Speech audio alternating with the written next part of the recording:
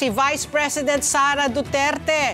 Nakabalik na dito sa Pilipinas po. Nakauwi na po ang ating Vice President matapos po ang halos isang buwang pananatili dyan po sa The Hague, Netherlands.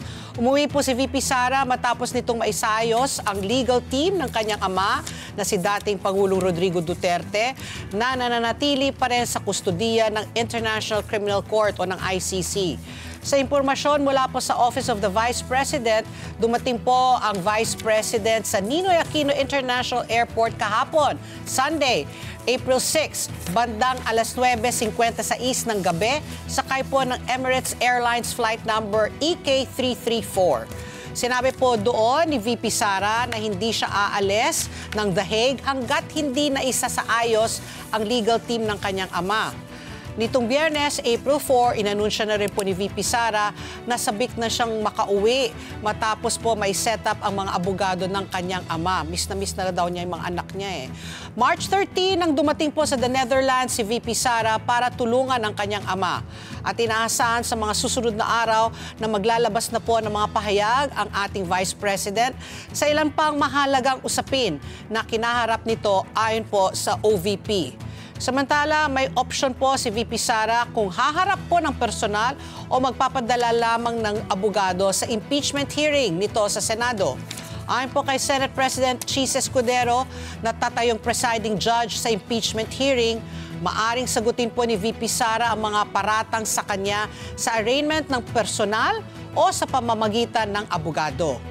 Paliwanag po ni Senate President Chis Escudero, obligahin lamang ang kanyang pagdalo kung kinakailangan lamang ang kanyang presensya at para kilalanin ng mga saksi ang kanyang katauhan. May karapatan din umano siyang i-waive ang kanyang pagdalo.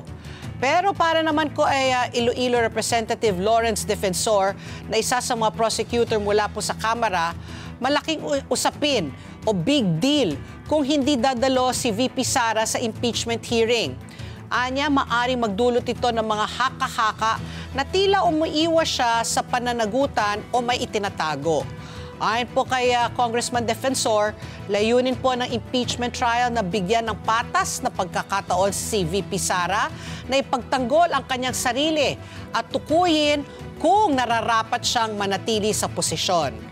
80% po na rin pong handa ang prosecution sa ebidensyang ihahain sa impeachment trial. At ayon naman po kay Chis Escudero, sa ngayon ay wala pang indikasyon na magsasagawa po ng special session si Pangulong Ferdinand Marcos Jr. para sa usaping ito. Pero maaari umano mapag-usapan ito sa pulong ng Legislative Executive Department Advisory Council o LEDAC pagkatapos po ng May 12 election. Sisimulan na po ng Senado ang impeachment trial sa June 30 matapos manumpa ng 12 bagong senador. Para mahatulan si VP Sara, kinakailangan po ng Senado ang 2/3 na boto mula sa mga miyembro nito. Let's get together, Sunday 25.